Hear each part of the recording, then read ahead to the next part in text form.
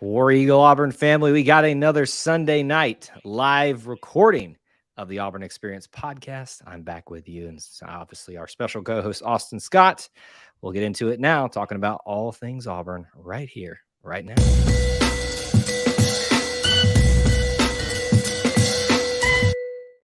War Eagle Auburn family, War Eagle E2C Network family, thank you so much for joining us, whether you're watching live, whether you're watching on the replay. We appreciate you being here, hanging out with us, spending some time talking about the Auburn Experience. And this is going to be another live recording.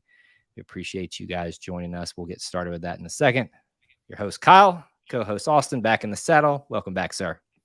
Thank you. Good to be back, and plenty to talk about with what we got today. So I'm excited for kind of how we're going to start the show. This is kind of our first summer show, Kyle, and it's going to be a long summer, I think, of us trying to. We got plenty. There'll be plenty to talk about as always, but it'll be quite the experience, as you could say, with this summer of us figuring that out as we go. But excited for it nonetheless. Yeah, let me set the table for everybody. So we came in with a plan where we were going to do a full 2022-2023 athletic year review. We said, you know what? We've got enough time this summer. Let's spread it out. So today's show, when we start recording here in roughly about 4 or 5 minutes, we're going to cover, obviously, a little Auburn potpourri like we typically do. We're then going to talk about the fall sports, so the 2022 fall. Everything that happened there, including a new athletic director coming in. We're also going to then, in our final segment, talking about the basketball roster probably being finalized. But I think we can fairly safely discuss that one at this point. So that's what we got on the table for you. Other thing to point of note, if you are looking behind me and you're like, Kyle, that's not what we normally see, you are correct. As I've been warning a lot of you, E2C Network headquarters has been undergoing some, I won't call it a renovation, but a rearrange of sorts of things to make it a little bit more manageable for my life and the way I do things in this room. Last episode, we talked about that I should have this chair where I just like really twist around. Essentially, this kind of sets it up that way, but not really. It's not like the table and the chair moves with me, but I can much more easily move around in this room to do all the different things that I do. So you are seeing the first iteration of it, very minor updates to it, but there will be more back there very soon. So you're welcome, Austin, for getting a preview for this. Well, yeah, I'm excited about it. Now we just got to figure out what your mysterious green light is over there. Okay, so I'm so glad you pointed that out because we talked about it pre-show. I don't know what that is, folks. This green light, have no clue. It's got to be the you know what? Nope, that's not it. Thought it was my thermos for a second there. I have no clue what that is. It's kind of freaky. Kind of worried about it. The blue lights are correct.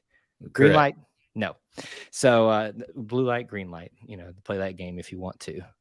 But anyway, thank you guys so much for being here. A lot of people already checking in. We're actually broadcasting on Facebook too tonight. Normally, I only broadcast this on YouTube. So Facebook folks, you're welcome. So come on over to YouTube if you're not, because this particular show is not always broadcast live to Facebook. We got Sales Up Outdoors says, love the show. Thanks so much for watching. Devin's here, Robert on Facebook.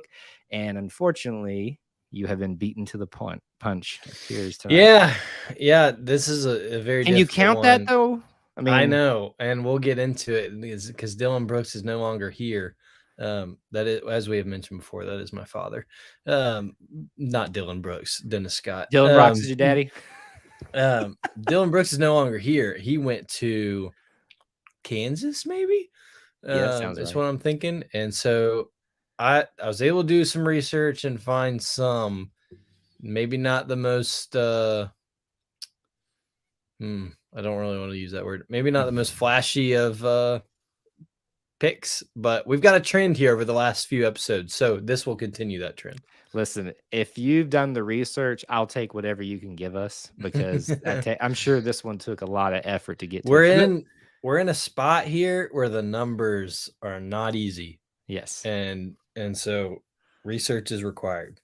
Have you been going outside of football too to look for these numbers? Trying to. That's the other thing, which this might be a topic we talk about later in the summer, but this week up until this week, basketball has not been anything over what you can do with your hands, right? Right. So 39 is not doable, Right. and anything above 5. And so basketball is ruled out from anything from 36 on to 40, and then you start over. But baseball is not as easily documented with their jersey numbers, and so it's been tough, but we press on. Yes, we definitely press on. We do what we can for you guys here. Austin always does a great job of, for those of you that aren't aware, what he typically does is name it after an Auburn athlete or person, the episode number that we're on. And he's had it pretty easy up until now, but apparently tough. Getting pretty tough at this point. It says, agree, not any number in basketball, baseball, or football. Ooh. So we'll see what you come up with. You can go with that one, I guess. If that's going to be your cheat for that one, we can let it slide this time. But we'll see. So we are sitting right at 6 minutes. We are ready to get recording here. So we're going to do that. For those of you that are new, this is going to move into a live recording portion where we're not going to be interacting a lot. I will be staying afterwards for about 30 minutes, 10 minutes-ish segments to hang out with you guys and answer any questions. But you guys hang out in the chat, talk with each other. Who knows? We might look over there and see something we want to bring up, but typically that's how we roll here, and got a good show for you guys tonight in our first ever summer show. So with that, Austin, are you ready? I'm ready. In 3, 2, 1. David Housel said it best: the whole of the Auburn experience. It encompasses a wide variety of things, people, and yes, even different places. But at its core, it is all about our sports, all about our culture, and all about our family. And we thank you for joining us in this experience on episode 39. I am your host, Kyle Loomis, back along with my co-host, the best co-host in the land, the one that has to do all the research on who we should name this episode after, Mr. Austin Scott. Welcome back, and what you got for us? Thank you, Kyle. War Eagle. We talked with our viewers pre-show. Episode 39. We are in a stretch here where it is not easy to find the numbers that we're wanting to name these episodes off of. We mentioned Dylan Brooks pre-show. Dylan Brooks is transferred, so we can't cheat and use Dylan Brooks as our episode 39. He has spent time as part of the Auburn family, but has moved on to Kansas, and he is not part of the Auburn family at this moment. So episode 39, we're dedicating to 2 individuals. Marshall Myers is the current walk-on kicker from Opelika, Alabama. Yes. Got to shout out the local kid. And in my vast research that I spent, clearly days on figuring this out, the 1971 Iron Bowl defensive captain, John Hayworth, was number 39. John Hayworth. You, sir, are getting this episode dedicated to you, but also Marshall Myers. So now we've had a few in a row here that are all dedicated to kickers. And with my co-host here as a kicker, I feel like we just got to keep the train rolling. I feel like you're just playing to, in benefit of yourself, for me to continue to keep you around, play to your audience, who really is the audience here, me, the kicker. Look, right. I appreciate my fellow special teams brothers out there, but, we'll move on from kickers and punters and things like that at some point, but it's nice to hear Marshall Myers currently getting a shout out. And I'm sure that he'll appreciate that if he finds that out there somewhere. So episode 39, Marshall Myers. And what was the last one you said? John Hayworth, 1971 defensive captain of the Iron Bowl. Dedicated to you. Let's roll with it. Auburn Potpourri. We're going to bounce around to a bunch of little small things as we can. I got a list of a few things that pop into our heads. Let's start with this. Kind of maybe gets us transition from last episode to this episode. The Auburn Regional. Obviously, we talked a lot about that last episode with Auburn falling out of that as the host team. I'm not going to rehash a lot of that right now in this episode, but we do have a conclusion to that. And since it involves the city of Auburn, we would at least want to mention it off the top. Southern Miss, probably as expected by a lot of pundits, because a lot of people maybe gave Auburn not as strong of a chance to get out, which they proved to be right. Southern Miss makes it out and moves on to the Super Regionals. And I believe they are currently as of the recording of this and playing in the final game of their Super Regionals. Is that where we're at? Not quite. They did get to host. They are in Hattiesburg taking on Tennessee, but they did split 2 games today, Okay. and we'll be playing game 3 tomorrow for a Game. winner-take-all game to go to Omaha. But either way, the Golden Eagles get out of Auburn. Feels kind of sacrilegious to be talking about Golden Eagles that aren't Auburn, doesn't it? I completely agree. It's unfortunate, but if they, we talk about our distant cousins of Tigers. I guess they are our distant cousins of Golden Eagles. So Yeah. hats off to them, and we'll see if they make it to Omaha, Nebraska tomorrow. Yeah, well, I don't know that I'm necessarily rooting for them, but I did at least want to mention that. And with this too, we kind of want to talk about this. I know you can hear probably stories counteracting this one, but I saw several posts from Southern Miss fans complimenting Auburn for how the overall regional was run, their experience there. So kind of harkening back to what we talked a lot about with Penn State when they visited for football this past fall, having a great experience. So love to hear stories like that. People come to Auburn, and even if they're not a fan, unless they're an Alabama fan, and love it. So we appreciate them obviously coming and behaving themselves for the most part. And I guess congratulations and good luck to you if you want to do that. Here's something interesting that I wanted to mention. NIL, it's everybody's favorite topic, but I found this really interesting in summer where we don't have a lot of like concrete sports things to talk about, but this is kind of like a high-arching topic. Auburn sent an NIL delegation, I guess at the invitation of now Senator, former coach, Tommy Tuberville. That delegation was Bruce Pearl, Hugh Freeze, AD John Cohen, and women's basketball coach Johnny Harris. Am I missing anybody, Austin, or did you see anybody else that went there?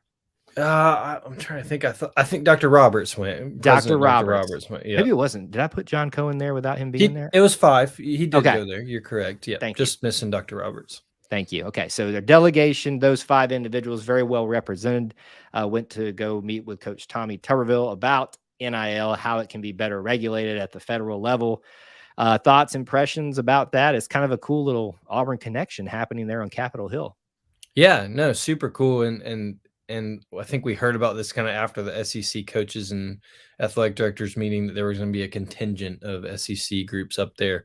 But obviously, there aren't any other former Auburn or former SEC coaches up on Capitol Hill like Senator Tommy Tuberville is. So really cool to see that kind of interaction and them getting to interact with Senator Katie Brett from Alabama as well. And so it's all this big part of this big thing where we're all still trying to figure NIL out. Kyle, you and I have talked about it before.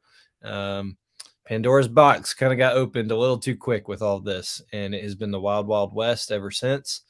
And so now we're all trying to figure out how much of the magic can we put back in the box, and it's not easy. And so really interesting to see their thoughts on it and to see them kind of up there lobbying for a little bit more regulation of it all. I think in my personal opinion, it's much needed, but we'll see how far that goes. When anytime you can get, obviously the likes of Nick Saban and Kirby Smart and big time established successful coaches in D1 athletics up there. But when when Auburn, in Auburn's case, I can't speak for any other schools because I didn't see it. When you see 4 head coaches up there, that's a big deal. Or 3 head coaches and your athletic director, and then also the president of your university up to Capitol Hill. It shows you mean something. It means something to you. So it'll be very interesting to see how those impressions go. But really cool connection, definitely with Coach Tubbs and the current Auburn coaches.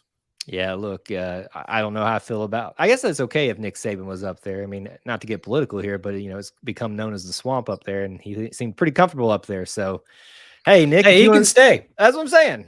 Look, surely there's somebody up there who needs a better process or something like that. So, surely he can retire and move on. And I mean, you saw what he did with Alabama. Maybe he can fix everything else. I mean. I'd be happy to campaign. Did I just say that? Did I just admit that? That just happened on an Auburn show, but here we are. So I feel now I need to go shower and cleanse myself of even admitting something nice about that. Let's move away from sports for just a second. Something that anytime we just get little fun things about the town of Auburn to mention, I'd want to give an opportunity to. And this is near and dear to your heart. I'm going to be honest. It's not that I'm not a fan of this. It just doesn't really, ring my bell or anything. But Austin, why don't you tell us some exciting news that's coming to Auburn for you, especially? It'll be very interesting to see how wide the scope of this segment or this part of the segment goes here with our fan base and our viewers. Because we have as we've talked with our viewers, we have people from all over that watch our show and probably have no idea what I'm about to talk about or even care. But a staple of my childhood and a staple of where I'm from and where I grew up is coming to Auburn, Alabama for its second go around. It has been here before. Oh, I didn't know that. Milo's Burger Shop is returning to the Plains. It is a massive day in my household and for my family. We are more second than only ecstatic. to the birth of his children. I did post on Facebook. So I'll peel just a little back very quickly. My wife and I have been investigating this for several weeks. Someone told us that this was a possibility, and there's a new development near our household that's on the University Sugar Jordan Loop where we had heard that Milo's might be going into one of these storefronts. Ever since then, we've been investigating, and I mean like driving into the construction site, see if there's anybody there to ask them, look inside the windows, and search through countless Facebook posts. And finally, I was able to get some confirmation, subtle confirmation from the Milo's Burger Shop Twitter account in their DMs that Milo's is coming to Auburn. Subsequently, the day after, an article is written that confirms it all. So Milo's Burger Shop is somewhere that my wife and I have been a lot. I grew up going to a lot, and it is fantastic in my opinion. A lot of people won't share that opinion. That's fine. But I will be frequenting Milo's a lot, as it is now just over a mile from my house, or will be eventually. It's going to be fantastic.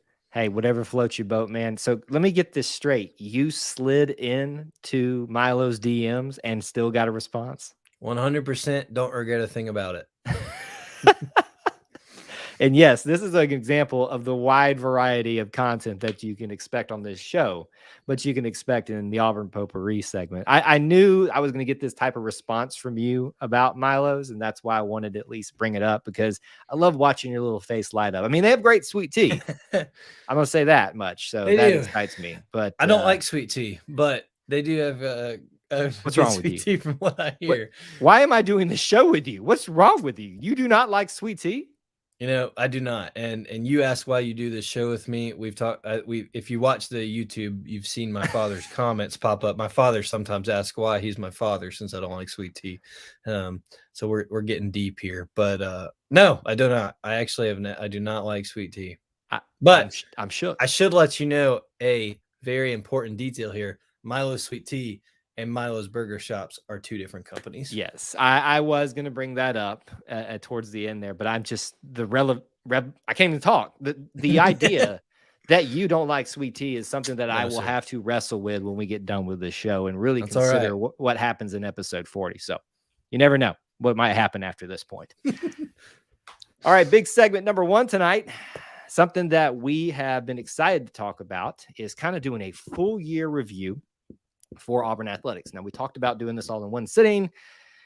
It could be done in one show, but it feels maybe best served to spread this out. So without further ado, what we're going to do is take each season, the fall, the winter, and the spring. It divides up pretty nicely, fairly evenly with some sports. And we're going to do a very brief highlight retrospect of the year that was with that, and go from there. So we're starting with the fall of 2022.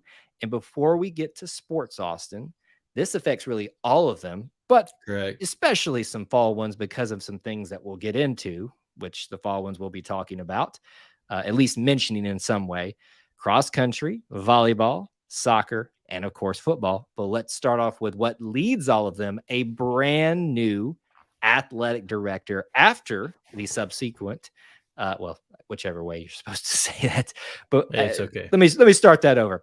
Alan Green decided right as the year was starting to leave his position. You can have that discussion whether his contract wasn't going to be renewed, however you would like to talk about that, but he was not going to be here. There was a need for a new athletic director. A lot of speculation about who that might be. I continue to vote for Quentin Riggins to be our athletic director. If you saw some other news we didn't have time to talk about today, he had bigger things coming down the line for him. So very happy to have him continue to be part of the Auburn family and help in whatever way he can, but not as athletic director. But most of you know the news now, but in retrospect, let's look back at it. Athletic director now for the Auburn Tigers, John Cohen, right after the Arkansas loss, because something else happened right after that. We'll get to that, but somewhere in there, yeah. And you and I were talking in our preparation that this was confirmed nationally. I can't remember how a lot of things went. I remember John Cohen's name started popping up a lot, either during the Arkansas game, on the way home from the Arkansas game, and it was kind of, I don't know if I call it out of the blue. I mean, a sitting athletic director leaving where he was very right. prominent at Mississippi SEC State. school. Yes, as a head baseball coach who had a lot of success.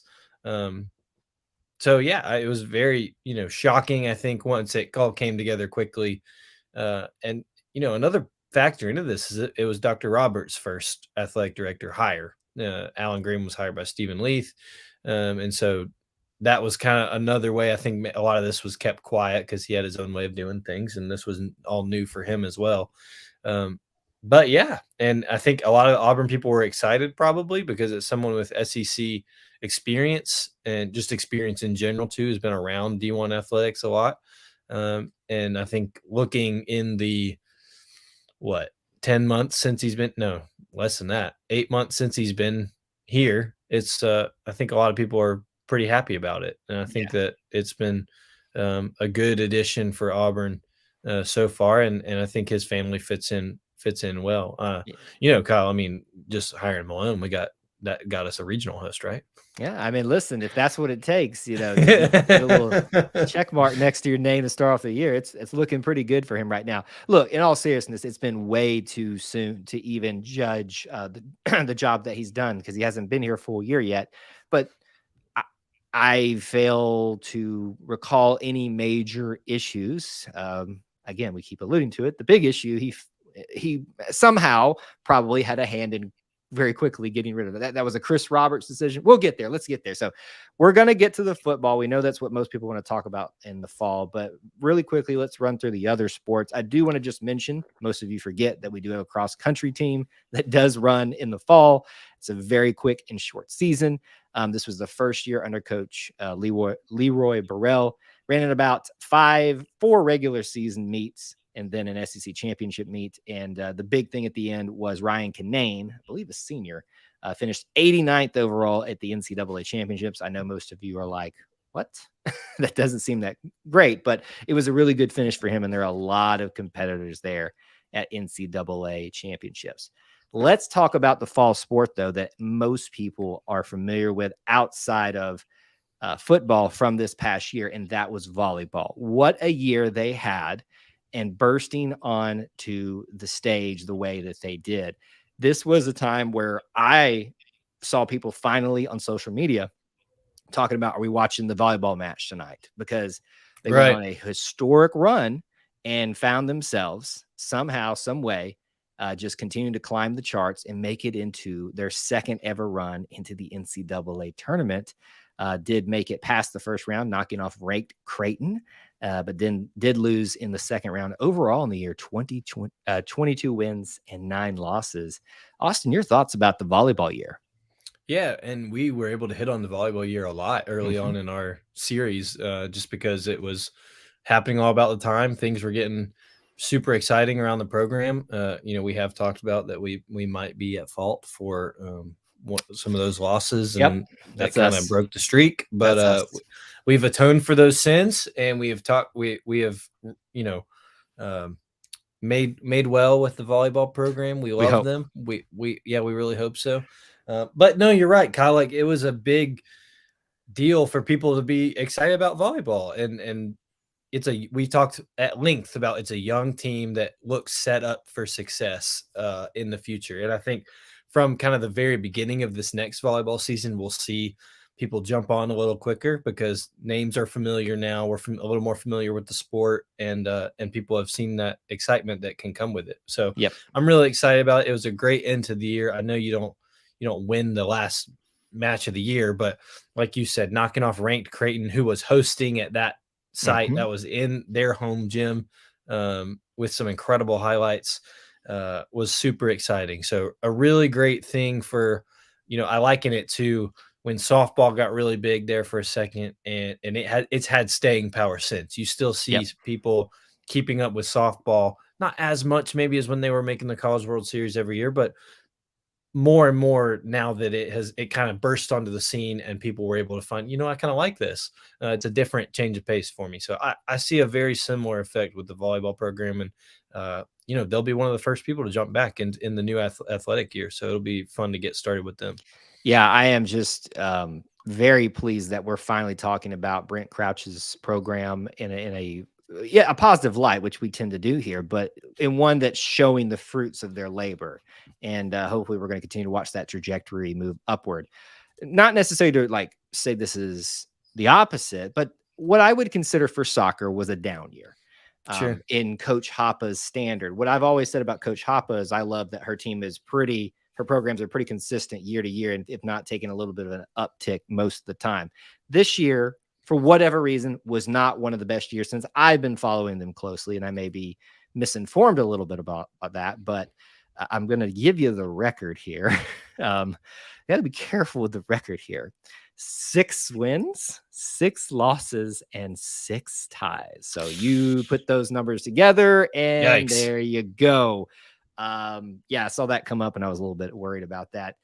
The main thing from this year, Auburn didn't make any kind of postseason play that I recall and that I saw listed on the site. What would be, in my eyes, a down year. But this was the year they switched to accepting more ties and not playing to the end of the game and actually getting a completion. I remember venting my frustration. I think we did that on a show or something like that. I think we did, yeah. So that's the big thing that sticks out to me, is not even necessarily an Auburn soccer thing, but just the fact that, think about it, six ties in the record alone. A lot. It's ridiculous. Like, whoever decided that, shame on you. Shame on you. Let's get to the big one, though, to round out our fall review. And obviously, we're not going to hit every aspect of this. It's not the time to do that, but this is just a retrospective look back. In summary, Coach Harson's final year, what would become his final year, didn't even complete the year. Arkansas game, after that, getting fired, right following along with the hiring of John Cohen.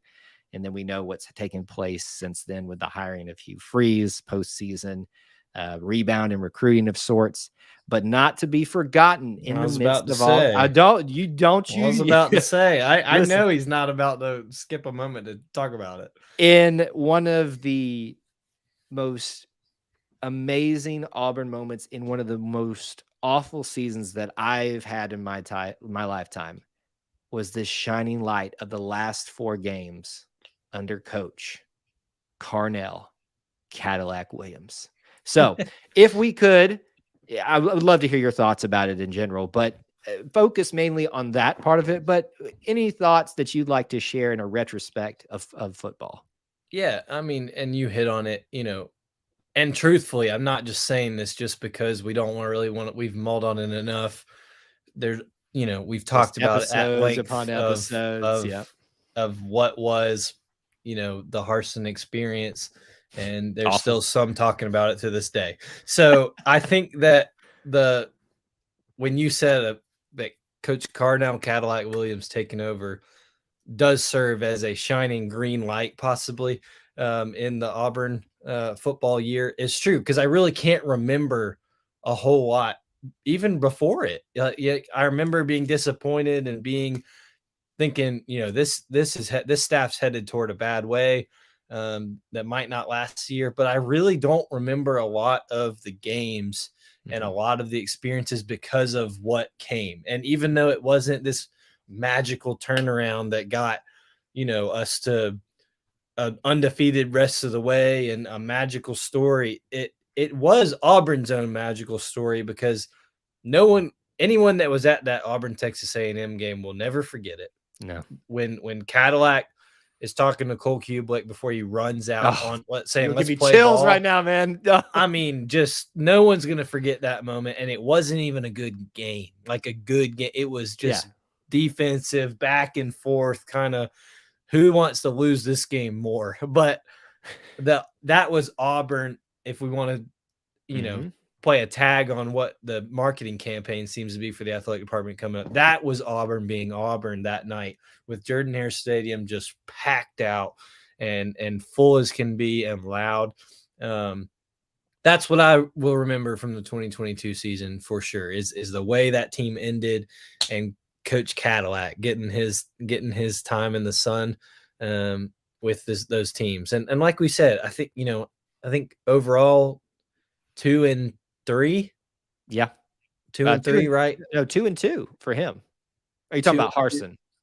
we didn't make a bowl game. We did not Right? make a bowl game. See, I can't even remember a lot of the year. All you remember is the Texas A&M game. Yeah, 2-2. That's right. So yeah, I mean, just an incredible job for him to finish it and keep the ship steady. And moving into Coach Freeze being hired and the whole saga that was the hiring process, but Coach Freeze being hired, Cadillac keeping the ship steady made a big impression on him too. And that's why he's still here. He got a title bump and is, over more in a leadership position with the team as associate head coach. And so remembering all of that and everything that transpired, and I really believe that's where the start of all this good momentum for Auburn on the recruiting trail and all this, because they kept it together. And what makes it even better, just a bunch of Auburn guys kept it together. Coach Cadillac, Trevon Reed, Zach Etheridge, all those guys held it together in order for this new staff to come in, and then they became a part of this new staff, and Auburn's still picking up, the steam where they've been going even to this week. So it was a good end to the fall, no matter what you consider the football season as a whole.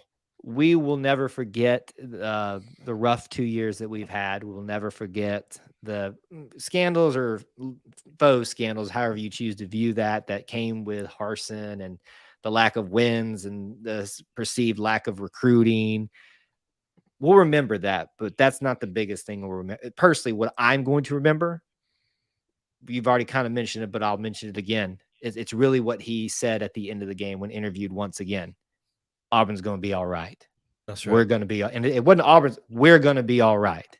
And I mean, wow, that's just one of the best moments that I've experienced as an Auburn football fan in one of the worst seasons. I think that speaks a lot. Yeah. Yeah.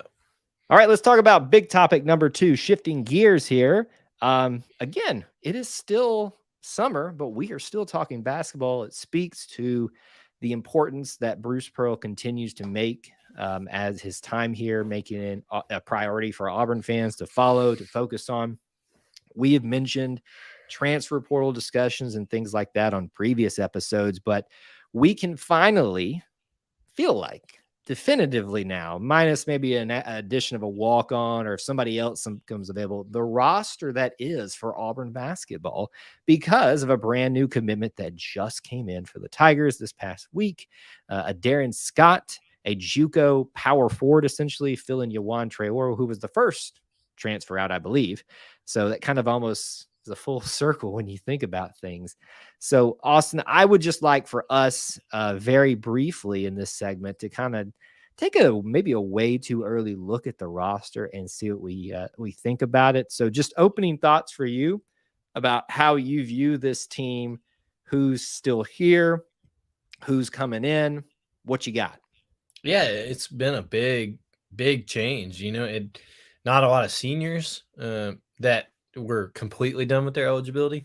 And so, but it's been a big roster overhaul through a lot of different ways. And so, the guard position was heavily scrutinized over the end of the year, right or wrong. But that area seems to be, one of the big focal points of how all this next roster will look, with the early addition. I think Denver Jones was the very first portal pickup for Auburn, and a very highly sought after transfer from Florida International, and one a lot of people liked. Can shoot the ball at a very high clip from distance. It's what a lot of Auburn fans have been wanting more of. So I think that's going to be a big position of an upgrade, but there's a lot of cogs that got to go together. We've talked about how Aiden Holloway is coming in. He's still a freshman. He and Trey Donaldson will battle for that point guard spot. And then there's Denver Jones, but Katie Johnson is also still here And we all love the craziness that is Little KD. psycho. He's our psycho. He is our little psycho. And so, it'll be interesting to see how those things weave together. And then you go all the way up to, a lot of the portal losses for Auburn, outside of probably Alan Flanagan, we're bench players, and we're guys with Chance Westry and Yohan Traore, guys that were unproven but had a lot of potential, but they decided to try their luck somewhere else, and Auburn kind of had to add depth for those spots. And I think they did that well, especially with some JUCO guys who have had experience at playing college basketball, for one, but have also shown success. And you hit on a Darren Scott. We always love anyone with the first initial A and the last name Scott. And I should have known you'd work that back in here. So I think he'll be incredibly successful, obviously. But yes, because every A Scott has been successful. Name one that hasn't. That's fair. That's fair. I can see the point. name one that has. Anyway. Oh, you said it, not me. But and so I think that, really when you look back on what the portal season has been and this recruiting season, I still go back to, I think the biggest win, because nobody really expected having to deal with it, was getting Janai Broome back, because he played so well in the G League Combine, then the NBA Draft Combine, and looking like there were teams that could want to take him in the second round, and seeing if that was something he wanted to pursue.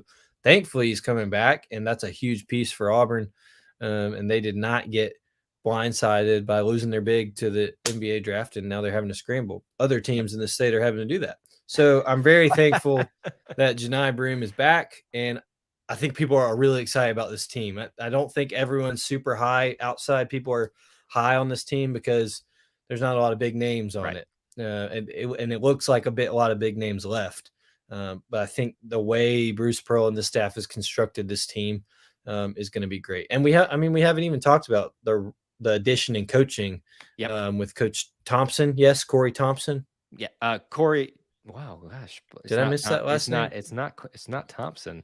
Wow, how am I? Well, while you correct us on the last names, Corey Williams. Corey Williams. Yes, wow. That's correct. I had it in my head too, but when you panicked, it made me panic. It's like, do I have it wrong? I don't know why I went Thompson. We just went from one C. Williams to another C. Williams. But anyway, Corey Williams, I think that'll be a great addition too. So it looks like things are whole for Auburn basketball at this moment, and a lot to get excited about.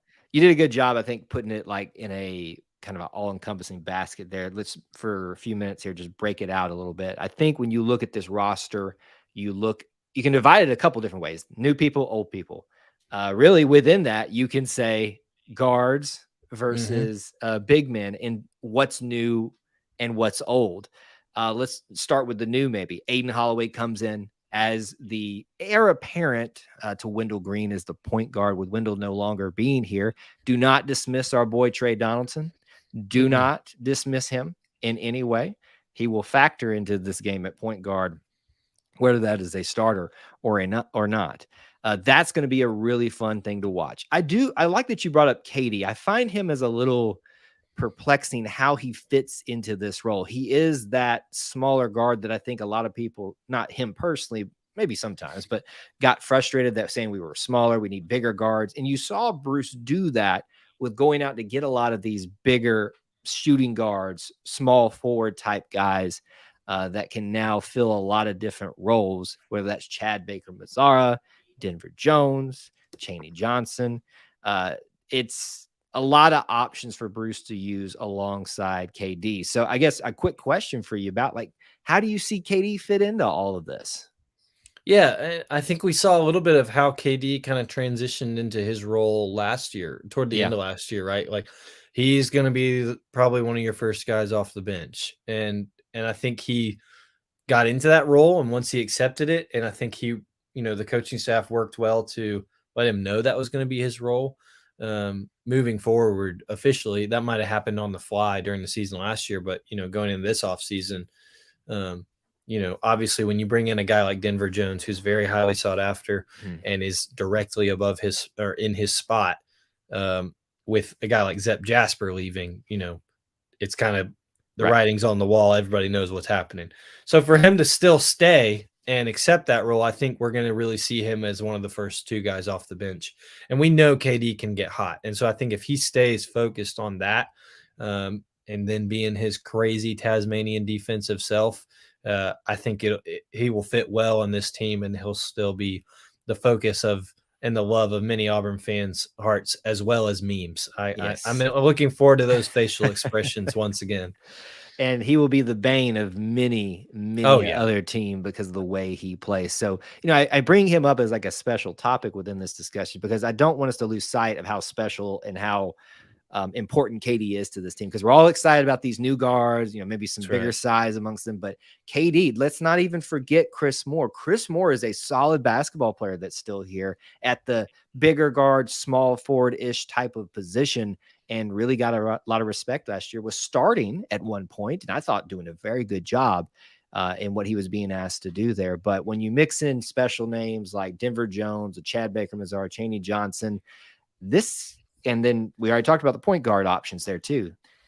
Obviously, we don't want to get into the game of, we're going to be great. It's already written in stone, but there's some intriguing options here at guard, let alone at the big man position. And as I think we talked about it last episode, the sigh of relief that we all have had, that we've gotten back all of them. Janai Brown, Dylan Cardwell, and my boy. I was about to say, I'm waiting on the I had it welling up in my chest because I was like, we almost lost him. Jalen Williams coming back to be part of this team, and you add in a Darren Scott. There is your four, probably in the rotation, different positions, center, power forward, but that's your front court. Your thoughts on those guys? Yeah, that's a big overhaul when you talk about, or not a big overhaul because you're adding a Darren Scott in, and maybe Chaney Johnson slides in there some, Chad Baker-Mazar slides in there some, but you get your guys back that can contribute. And we've talked about it before. I've seen a lot of the focus on positive, negative of Jalen Williams and Chris Moore. And I think these guys are such crucial cogs to this Auburn rotation, but we've seen them at their best when they don't have to be the guy. They're incredibly great role players, and they know their role and how they can help the team. When they don't have to be the guy, they're hitting all cylinders and they're on fire. I think with the additions Auburn's made now, Jalen Williams can go back to doing his thing. And, you look up and he's filling up the stat sheet, but he doesn't have to get the notoriety, and he doesn't have to be the guy that we're all talking about after the game. He's just playing his role and doing his spot, and it's effective. Same with Chris Moore. We're never going to see Chris Moore fill up, the points column for 4 straight games. It's just not going to happen. But if we had the hustle column, it'd be off the charts. We know his plus minus is going to be huge. So those guys, I'm really excited for them with the additions of the bigs, because they'll be able to fit in their roles seamlessly. And I think, I don't like when Auburn fans harp on these guys, because there are guys, yes, we always want them to play to their max potential and at their best. But these guys are quality basketball players who I have no doubt, if Jalen Williams were to leave or Chris Moore to leave, they're going to end up at good spots and they're going to be highly wanted. So it is good that we got those guys back, and it's good that they're joining this rotation of big men, because I'm excited. It's a roster full of maybe a lot of unknown, but we've got so much experience, Kyle. And so I think it's going to be a good year. It can't come quick enough. And let it not be forgotten. And there's other players, walk-ons that we're not going to have time to mention and things like that. We're just hitting the main roster. But speaking of walk-ons, the Berminator. Speculation, rumors not confirmed yet that I know of, that he may receive a scholarship with 2. I think there are still 2 available. Well deserved. Bruce tends to like to do that. He's hinted that might be coming, not to him specifically, but you do the math. Listen, folks, special players, special coaching staff, I want to call it a new era, but just a new field of things, roster-wise, coaching staff-wise. Feels like we may be heading in the right direction, and I'm excited to watch the roster that is for this upcoming year of 2023 and 2024, and we'll be talking about them a lot coming up in episodes down the line. That's going to do it for this episode of the Auburn Experience podcast, episode 39. We appreciate you guys tuning in, hanging out with us on the way out. If you want to find me, Kyle Loomis at Kyle Loomis 24 on Twitter. Where can they find you, Austin? At Austin G. Scott, Twitter, Instagram, the things. Kyle, I don't think it was that bad for our first quote unquote summer show. Thank goodness this is the Auburn Experience for sports, culture, and family, because we're going to have quite a bit of things of probably culture and family over the summer we're going to need. So yes, hit us up if you got some topics. Let's hear it, and maybe we'll work it in this summer. Yes, or we can just spend the entire episode berating you for not liking sweet tea. So I'm game for that every single week if that's what we need to do. That's probably inevitable, so that's fine. We won't give him too hard of a time. But thank you guys so much for tuning into this episode. Until we talk to you again. War Eagle. War Eagle. All right, we're out. Thank you, sir, for hanging out with us. Y'all. Go take care of the kiddos, and we'll talk to you probably next week. I would say it is Father's Day, but if you got anything going on, let me know. We'll talk then. But we'll plan to be there. I will plan to be here with you as well. There, you heard it here first. So bring a sweet tea with you and try it on the air. That's all I'm asking. No, we've tried it before. My dad's already going at it on the comment section. We've tried it before. It's not my thing. And I understand what the sin is by not loving sweet tea in the South. It is, yeah. But you know, it's okay. One day a sweet tea might come to me like a shining green light in the background. Who never knows? No, I don't know what this thing is, but it's bothering me. Did you see me cut my eyes over to it during the show? I was like, what is, like, I feel like there's something that it's gotta be up above. Like, it's gotta be for a reflection from up top. Okay, so just pull the curtain back for folks. I've got a light here in front of me and a light there. It's like a backlight. And I tested turning the backlight off and it did nothing. But I can't turn this light off or you guys won't be able to see me. So maybe it's from some reflection from that. But like, I remember we literally... Jessica will figure it out. She's smarter than us. She'll know it. She's already asleep. So she'll know one day. She's going to figure that out. If it's back, like next time you get your whole setup on, it's something in there. Yeah. Oh, well, this will look different next time. I promise. I'm working on it tonight. So, well, whatever you put on top of that shelf might be green, though. Maybe. I don't know. We'll find out from the light. I don't know. We're looking way into this. All right. Talk to you later. All right. Thanks, man. Bye. All right, guys. Thank y'all so much for hanging out with us tonight. Got a smaller crowd tonight, but a cool crowd. So if you guys have thoughts or questions, comments that you'd like for me personally to hit on more, I can do that for a few minutes here. It's up to you all. You let me know. Again, Facebook folks, I got out of my habit of not that we don't love you guys on Facebook, but we tend to let this kind of be the special thing for YouTube folks. So my big encouragement for you is if you are a strictly Facebook person, make sure you're following on YouTube so you don't miss out on things. The big thing that I want to stress to everybody here is if you're not following us on every social media platform we're on every podcast, there's a lot of crossover of what we do here at E2C Network across all those things, but there are some things that I would say exclusively do on those particular things. And that's probably going to continue too. So it's best for you to get the full experience by taking it all in. All right. While you guys maybe get some comments or questions about anything Auburn that you'd like for me to address, let me go through our normal spiel at the end. Keep in mind, the first thing that I'm going to share with you is time sensitive. If you have not, Alumni Hall, you know them. We are an affiliate of theirs. We'd love for you to support us by supporting them up until Father's Day, the 18th. You can get 20% off in-store or online, our online store, using E2C Dad 23. Please do support them so you can support us. Check that out. Link should be in the bottom of the description. If not, I'll put it there at the end of the show. And I think it's there actually. And you can find it. We've got a social media post out there. So thank you guys so much for those of you that do give them a look. Last couple things here. We will have a Wednesday night show. I don't have a marquee ready for you, but Wednesday night show at 8, live call-in show. Don't miss it. Even though it's boring summertime, we still got plenty to talk about, as you can tell. Check out the links in the description for ways that you can help support our content. Be a subscriber. Marching on to 4,000 subscribers so we can do that giveaway finally. You can be a channel member. You could be a Booster Club member Both those things start at $1 a month. We appreciate those of you that can, but we also appreciate those of you that just show up, drop a comment, like, follow on social media, anything that you can do. Just tell a friend and let us know, or let them know that they need to be part of the best family within the Auburn family. Kevlar, been listening tonight, but watching USFL at the same time. Why you haven't been commenting? Well, it's all right. We don't mind people just listening, and that's the reason we don't worry so much about numbers and stuff for especially this show, because we know a lot of people come back and watch. We'd love for you to watch it live or listen to it live if you can. It does help out, but that's why it comes out in podcast form. This I think most of you know, our regular viewers, the Auburn Experience is the banner show for what we do.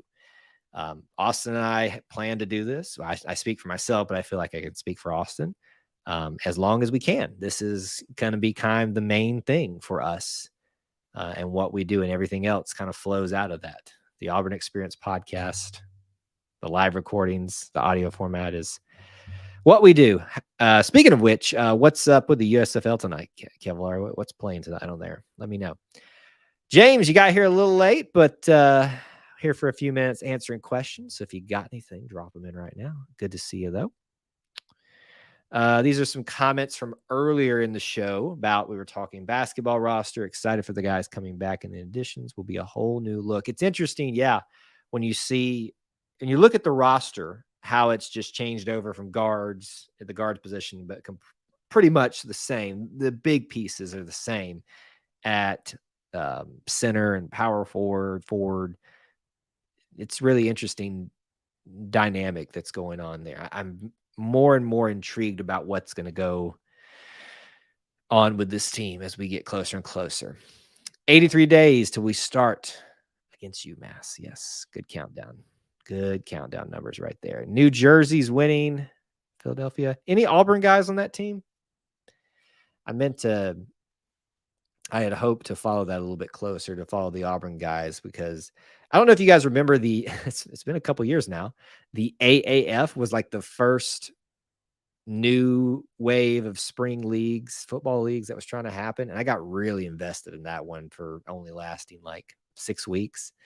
There were some Auburn players there. Cameron Artis Payne played for the Roughnecks. No.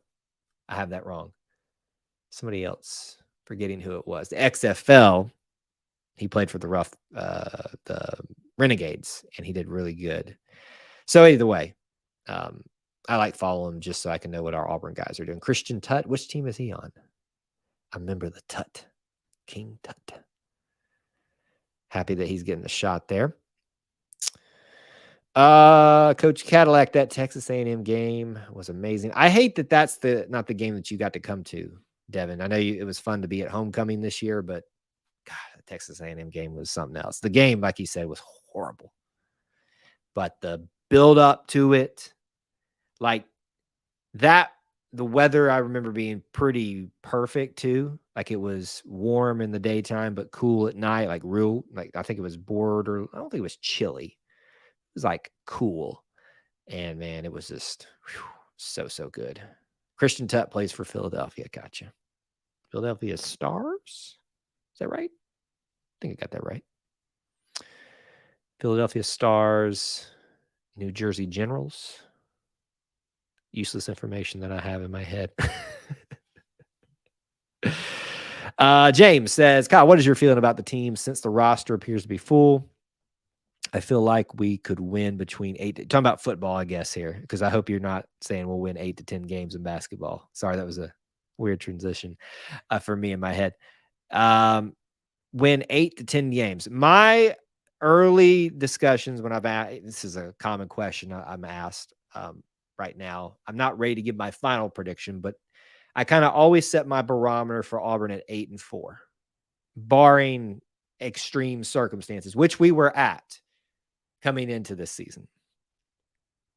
Hugh Freeze seems to have done some things to figure it out. So I'm going to hold at 8-4. I'm not really ready to move it anyway. And I haven't really looked at the games. Like I know the schedule, but I haven't said, all right, I think we're going to win X game, lose Y game, or whatever game, But 8-4 is, I feel like, always a possibility for Auburn, and it should be an expectation at the very least for Auburn. Not that I think 7-5 is failure. I just think that Auburn, given its resources, given its capability, given its history, 8-4 is the expectation. So that's kind of where I start and go from there. My hunch is that what typically happens is I get super hyped as we go to closer to the season, and then I move it up. So probably what you're going to see happen is Kyle get homerish and say 6 and no. He's going to say 9-3. But right now, I'm just going to say a flat 8-4, and that is with no analysis. That is with no looking at other teams.